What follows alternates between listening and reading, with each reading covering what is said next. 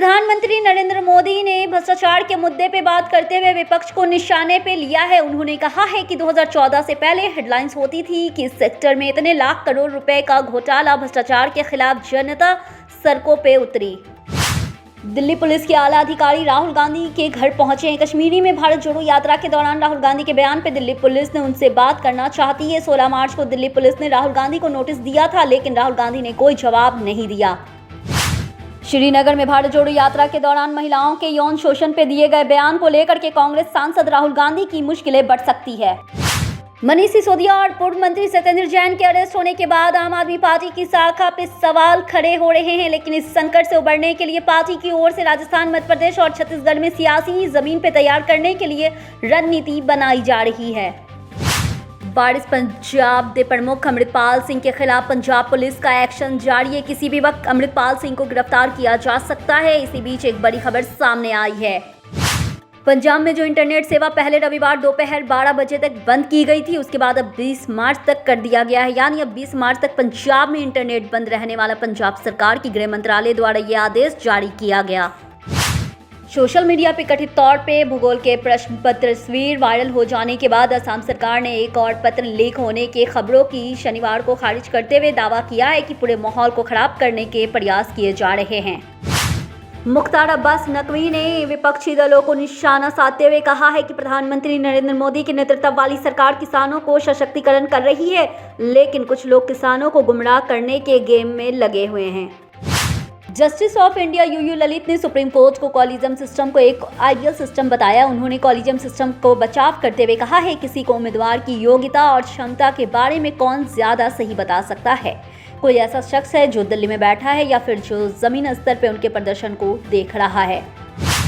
इस कार्यक्रम में पूर्व सीजीआई यूयू ललित ने कहा है, 2G घोटाले मामला उनके लिए सबसे बड़ा केस था। उन्होंने कहा, 2G घोटाला मामले में बहुत ज़्यादा पेपर वर्क था और इससे निपटना ही सबसे ज़्यादा मुश्किल था। मामले की पेपर वर्क लाखों पन्नों में था और जब हमने मामले को ख़त्म किया तब 150 गवाहों के बयान हो चुके थे। बता दें कि 2G घोटाले 1.76 लाख करोड़ का था, जिसमें नेताओं और सरकारी अधिकारी शामिल थे।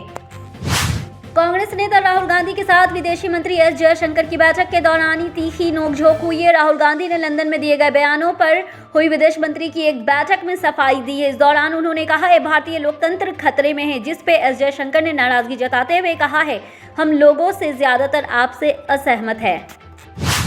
तेलुगु फिल्म RRR के गाने नाटू नाटू को जब से ओरिजिनल सॉन्ग कैटेगरी में ऑस्कर अवार्ड मिला है, तब से लोगों में इसका क्रेज और ज्यादा बढ़ गया। अब जर्मनी के राजदूत डॉक्टर फिलिप एकरमैन भी इस गाने पे डांस करके खुद को नहीं रोक पाए। उन्होंने डांस का वीडियो ट्विटर पे भी अपलोड किया है। इसमें वो नाटू नाटू पे जम के नाचते हुए दिखे।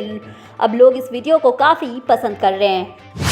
बीआरएस की एमएलसी के कविता की याचिका के खिलाफ परिवर्तन निदेशालय ने सुप्रीम कोर्ट में कैवियट दायर की। एमएलसी ने दिल्ली आबकारी नीति मामले में अपने खिलाफ जांच एजेंसी की ओर से जारी समन को चुनौती दी है। बता दें कि विरोध पत्र या कैवियट आवेदन में आश्वस्त करने के लिए किया जाता है, बिना दूसरे पक्ष को सुने उनके खिलाफ कोई विपरीत आदेश पारित नहीं किया जाए।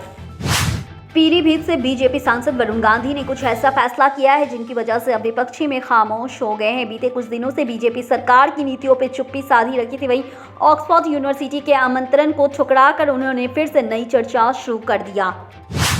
कोलकाता में समाजवादी पार्टी के राष्ट्रीय अधिवेशन में कई पार्टी नेताओं ने नहीं दिखाई देने से काफी चर्चे में रही है। इस वजह से अधिवेशन की तस्वीर पूरे सुर्खियों में रही।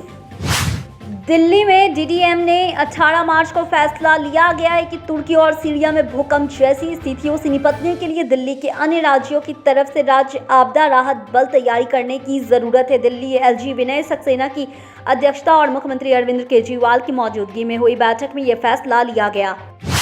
राजस्थान के मुख्यमंत्री अशोक गहलोत ने शुक्रवार को प्रदेश में 19 नए जिले बनाने की घोषणा की। इससे चुनावी साल गहलोत को मास्टर स्ट्रोक बताया जा रहा है। इससे पहले विपक्षी और विरोध को चारों खाने चिंतित कर दिए। इस घोषणा के बाद सदन में ही चौथी बार अशोक गहलोत को मुख्यमंत्री बनाने के नारे लगे हैं। सभी लोग तारीफ कर रहे हैं।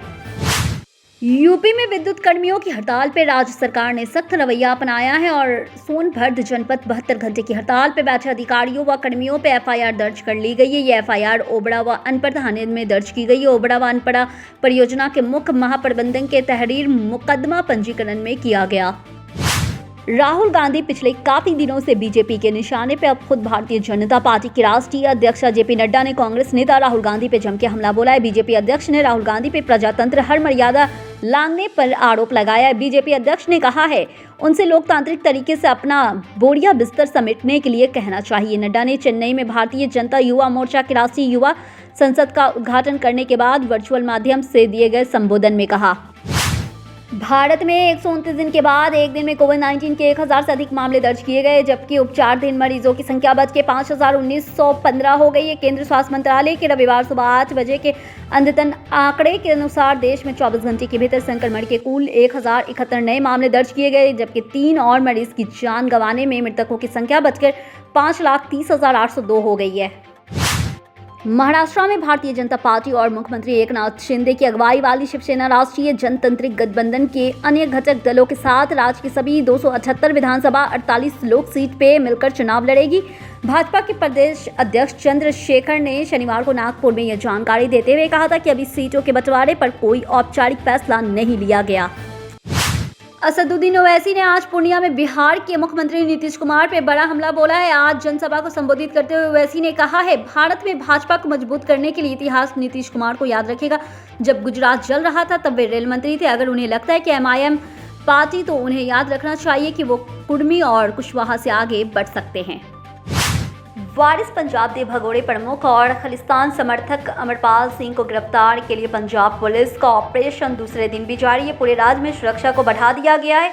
इस वक्त चप्पे चप्पे पे para military force, rapid action force और पुलिस कर्मियों को तैनाती की गई है।